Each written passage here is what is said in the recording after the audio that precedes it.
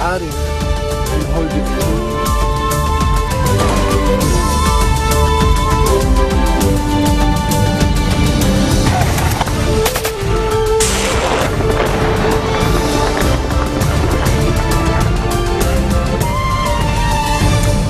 Bonjour à tous et merci de nous rejoindre sur Futur TV pour cette nouvelle édition de la rédaction. À la une de l'actualité, le dépôt du centre commercial Carout Mall à Hadas fume toujours 2 jours après l'incendie. Les pompiers tentent toujours de circonscrire les flammes. Sharaï salue la déclaration d'intention des forces libanaises et du courant patriotique libre. Pour le patriarche maronite, cet accord pourrait faciliter l'élection d'un nouveau président de la République. Une semaine avant des pourparlers sous les auspices de l'ONU à Genève, ces raids de la coalition arabe contre un siège de l'armée yéménite à Sanaa, la capitale, il y a au moins 45 morts. Et le sommet du G7 s'ouvre ce dimanche en Allemagne, sans la Russie, exclue depuis l'annexion de la Crimée l'an dernier. Le dépôt du centre commercial Carout Mall à Hadas fume toujours 2 jours après l'incendie. Les pompiers tentent toujours ce dimanche de venir à bout des flammes. Plusieurs habitants du quartier ont été évacués. Une odeur âcre est ressentie dans toute la région. Selon la défense civile, c'est le premier incendie du genre dans l'histoire de l'institution. Le sinistre aurait été provoqué par l'explosion de produits inflammables à l'intérieur des dépôts. Une enquête est en cours. Le patriarche maronite Sharaï a salué ce dimanche la déclaration d'intention des forces libanaises du courant patriotique libre. Dans la partie politique de son homélie dominicale, le prélat a estimé que cet accord pourrait instaurer une certaine détente, renforcer l'unité des chrétiens et faciliter l'élection d'un président de la République. Mardi dernier, le président des FL, Samir Jarja, avait effectué une visite surprise à Rabier, le fief du général Aoun, où il avait donc été reçu par le chef du CPL. Il s'agissait de la première rencontre en tête-à-tête entre les deux leaders chrétiens depuis 2005. L'armée libanaise a bombardé ce dimanche à l'artillerie lourde des positions de djihadistes dans les zones reculées d'Ersal. Le gouvernement a donné cette semaine son feu vert à la troupe pour qu'elle libère la région des groupes djihadistes. Cette annonce survient alors que les factions politiques demeurent divisées sur l'opportunité pour l'armée de lancer une offensive sur les hauteurs d'Ersal. Le Hezbollah, qui affirme affronter les djihadistes syriens, réclame l'intervention des militaires dans la zone, faute de quoi le parti d'Hassan Nasrallah menace d'agir, ce que rejettent en bloc les habitants d'Ersal et des milieux proches du 14 mars. L'armée syrienne a repoussé ce dimanche les djihadistes de l'État islamique des abords de Hasakeh dans le nord-est du pays. Et pour la première fois, depuis le début de cette bataille lancée le 30 mai, les forces kurdes qui partagent le contrôle de cette ville avec le régime de Bachar el-Assad ont participé au combat contre l'EI. Les combats ont fait au moins 119 morts, 71 soldats et miliciens loyalistes et 48 combattants de l'État islamique, dont 11 kamikazes qui se sont fait exploser au moyen de voitures piégées contre des positions du régime. Et les avions de la coalition internationale ont par ailleurs bombardé dans la nuit des positions de l'État islamique dans la province d'Alep.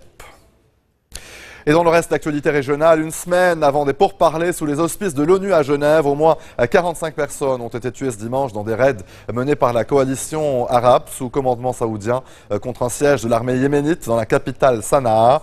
Plusieurs autres sites militaires tenus par la rébellion dans le nord du Yémen ont été également bombardés. La veille, les rebelles et leurs alliés avaient tiré un missile Scud contre le sud du royaume saoudien, le premier depuis le début, le 26 mars dernier, de la campagne de frappe au Yémen. En Turquie, près de 53 millions d'électeurs se rendent aux urnes ce dimanche pour renouveler le Parlement. L'enjeu pour le parti au pouvoir, l'AKP, est de renforcer sa majorité pour réformer la Constitution dans le but d'adopter le régime présidentiel. À l'écran, le président Erdogan qui votait ce matin. Mais l'objectif est donc compromis par l'apparition d'un petit parti pro-kurde, le HDP, qui devrait faire son entrée à la Chambre. La campagne s'est achevée dans un contexte tendu avec un attentat à la bombe visant un meeting du HDP vendredi à Diyarbakir. Les raids menés par la police hier à Istanbul et dans certaines villes de l'est du pays contre des observateurs ne font que renforcer les craintes des partis d'opposition et des citoyens soucieux de la transparence du scrutin. Traditionnellement, les Kurdes de Turquie donnaient leur voix à l'AKP, mais la politique syrienne du parti et sa décision de ne pas intervenir lors de la bataille de Kobané face à l'organisation d'État islamique les ont éloignés petit à petit du parti au pouvoir. Regardez ce reportage tourné à la frontière syrienne. Il est signé Fatma Kizilboga et Kadir Demir. Situé à un jet de pierre de la frontière syrienne, le village de Boydi a vécu pendant des mois au rythme de la bataille de Kobané. La maison de Hanefi Tilgay en garde toujours les traces. C'est ici que cela a explosé. C'était une munition de gros calibre. Malgré le danger, il a toujours refusé d'abandonner son village. Question d'honneur pour ce chef de tribu kurde, celle des Didan qui compte plus de 3000 membres dans la région. Selon la tradition ancestrale, c'est Hanefi Tilgay qui donne la consigne de vote. Et pour la première fois en 13 ans, il a décidé que son clan ne vote plus pour le Parti de la Justice et du Développement, fondé par le président Erdogan. On aurait souhaité qu'ils viennent en aide aux Kurdes. L'organisation de l'État islamique tapait de notre côté et personne n'a bougé. Erdogan ne nous a pas soutenus, il attendait que Kobané tombe. Comme les Didan, plusieurs dizaines de clans à travers tout le sud-est de la Turquie ont décidé de se rallier au parti pro-kurde du HDP. C'est le résultat d'un travail de campagne acharné de cette unique formation politique kurde de Turquie. Et ce n'est pas un hasard si ces militants ont tout particulièrement choisi de démarcher les chefs tribaux. Ici, nous vivons dans un système féodal où ce sont les hommes qui prennent les décisions. Et dans les tribus, ce sont eux qui influencent ceux qui ne connaissent pas les partis politiques. Et jusqu'aux dernières élections, les tribus votaient massivement pour l'AKP. Mais la non-intervention du gouvernement lors de la bataille de Kobané a fait naître un profond sentiment de trahison chez les Kurdes.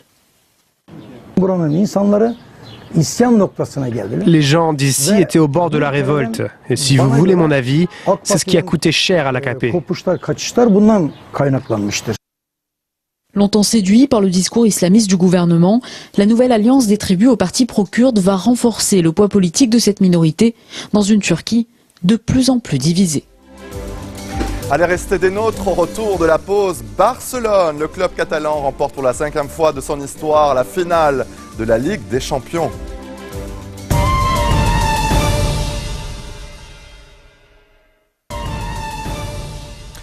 Retour sur le plateau de l'info, le sommet du G7 s'ouvre ce dimanche en Allemagne, sans la Russie, exclue depuis l'annexion de la Crimée l'an dernier. Pendant 2 jours, les puissants de la planète se donnent rendez-vous au château d'Elmo, un hôtel de luxe situé dans les Alpes bavaroises. Un cadre idyllique pour évoquer les grands sujets internationaux comme la Grèce, la crise en Ukraine, la lutte contre le terrorisme ou encore la préparation de la conférence sur le climat à Paris. Et avec le président français, François Hollande, la chancelière allemande, Angela Merkel, va plaider pour que le G7 s'engage le plus précisément possible sur les objectifs de réduction d'émissions de gaz à effet de serre et sur les engagements financiers pour aider les pays du Sud à s'adapter au changement climatique. Axel Simon nous en dit plus. La chancelière l'a choisi comme le grand thème de ce G7, la lutte contre le réchauffement climatique. La crise en Ukraine et la dette grecque pourraient quelque peu perturber l'agenda officiel de ce sommet sans pour autant éclipser ce dossier-là. 6 mois avant la conférence de Paris sur le climat, Angela Merkel va plaider à Elmo pour que les pays du G7 s'engagent concrètement sur 3 points. Sur les objectifs de réduction d'émissions de gaz à effet de serre, sur le plafonnement à 2 degrés du réchauffement climatique et sur les engagements financiers pour aider les pays du Sud. Et pour convaincre ses partenaires, Angela Merkel s'appuie sur François Hollande.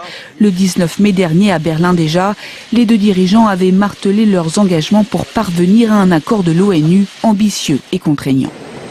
Peu d'annonces concrètes sont attendues lors de ce G7, même si le Premier ministre japonais Shinzo Abe doit présenter publiquement son objectif de réduction des gaz à effet de serre. L'enjeu, c'est surtout de préparer le terrain et d'envoyer un signal avant la conférence de Paris. Allez, en bref, dans le reste de l'actualité, Nicolas Maduro annule sa visite au Vatican. Le président vénézuélien devait s'y rendre aujourd'hui, mais il a annoncé à la télévision que ses médecins lui avaient interdit de s'y rendre car il a la grippe et une otite. Des pépins de santé qui tombent à point alors que Maduro était attendu à Rome par plusieurs groupes de défense des droits de l'homme qui militent en faveur des prisonniers politiques au Venezuela. Les recherches se poursuivent en Chine pour retrouver tous les corps des victimes du naufrage d'un ferry Landy sur la rivière Yangtze. Le bilan est désormais de 396 morts et moins de 50 personnes toujours portées disparues. Seuls 14 passagers et membres d'équipage ont survécu à la catastrophe provoquée par une tornade. Les familles des victimes se sont réunies ce dimanche sur une berge du fleuve pour une cérémonie en hommage aux victimes. Une nouvelle vague de migrants clandestins en direction de l'Italie. Plus de 3000 d'entre eux ont été secourus au large des côtes libyennes et des centaines d'autres se trouvent toujours à la dérive en Méditerranée. Ils viennent pour la plupart d'Érythrée et de Syrie. D'importants moyens de sauvetage ont été mobilisés, notamment des bateaux italiens, irlandais et allemands. Élection au Mexique. Ce dimanche, le gouvernement déploie l'armée et la police fédérale dans plusieurs États du sud du pays pour assurer la sécurité du scrutin. Des manifestations antigouvernementales ont dérapé hier dans l'État d'Oaxaca. Frustrés, entre autres, par l'impunité des criminels dans le pays, les protestataires ont pris pour cible les forces de l'ordre. Parmi eux, des enseignants radicaux qui réclament la suspension de la réforme de l'éducation. Ils appellent au boycott des élections. 83 millions de Mexicains sont donc appelés ce dimanche à élire 500 députés fédéraux et 9 gouverneurs, ainsi que 900 conseils municipaux. Ces scrutins seront un test pour le président Enrique Peña Nieto. Selon les sondages, son parti, le PRI, pourrait conserver une majorité simple à l'Assemblée. Barcelone, le club catalan, a remporté pour la 5e fois de son histoire la finale de la Ligue des Champions, 3-1 contre la Juventus de Turin à Berlin hier soir. L'homme aux 4 ballons d'or, l'Argentin Lionel Messi, a fait des enchaînements fabuleux. Une victoire partagée avec des milliers de fans. Vanessa Abba. Des cris de joie dans les rues de Barcelone. Cette victoire, tous les fans du Barça sont venus la célébrer en fanfare. Leur équipe vient de remporter la 5e Ligue des Champions de son histoire. Jusqu'à mes 15 ans, je n'avais jamais vu mon équipe gagner la Ligue des Champions. Et depuis, j'ai vu 5 victoires. Si on continue comme ça, je crois qu'un jour on va surpasser le Real Madrid. Donc vous pouvez imaginer à quel point je suis heureux. Dans ce club de supporters, tous ont retenu leur souffle. Jusqu'au but final, dans les arrêts de jeu, la délivrance. Le Barça est sacré champion d'Europe. Même euphorie à Berlin, où s'est jouée la finale. C'était du grand spectacle. C'était un beau match. Messi a été fabuleux, extraordinaire. Et un titre de plus pour nous. Viva Barça! Viva el Barça! À Turin, les supporters ont du mal à encaisser la défaite. Leur équipe, la Juventus, s'est battue jusqu'au bout, malgré un arbitrage qu'ici beaucoup jugent défavorable. Nous sommes fiers parce que nous avons soutenu notre équipe jusqu'au bout. Mais au final, c'est quand même une grosse déception. On savait que Barcelone était une équipe avec des joueurs phénoménaux, mais il y avait un pénalty qui nous a été refusé. La Juventus semble maudite. Elle s'était déjà inclinée lors de ses 3 précédentes finales en Ligue des Champions. Et c'est la fin de ce journal, le rappel des titres. Le dépôt du centre commercial Carut Mall à Hadès fume toujours. 2 jours après l'incendie, les pompiers tentent toujours de ce dimanche de venir à bout des flammes. Chararaï salue la déclaration d'intention des forces libanaises du courant patriotique libre. Pour le patriarche maronite, cet accord pourrait faciliter l'élection d'un président de la République. Une semaine avant des pourparlers sous les auspices de l'ONU à Genève, ces raids de la coalition arabe contre un siège de l'armée yéménite à Sanaa, la capitale. Il y a au moins 45 morts. Le sommet du G7 s'ouvre ce dimanche en Allemagne, sans la Russie, exclue depuis l'annexion de la Crimée l'an dernier. Merci de votre attention. Retrouvez-nous tous les jours à 16h40 heure de Beyrouth. Vous pouvez également nous suivre en ligne sur notre site web ou en téléchargeant notre application mobile. Excellente soirée à toutes et à tous. Je vous donne rendez-vous dans moins de 3 quarts d'heure à 17h30 heure de Beyrouth pour une nouvelle édition de Code 24, le magazine de la rédaction en partenariat avec France 24. À tout à l'heure.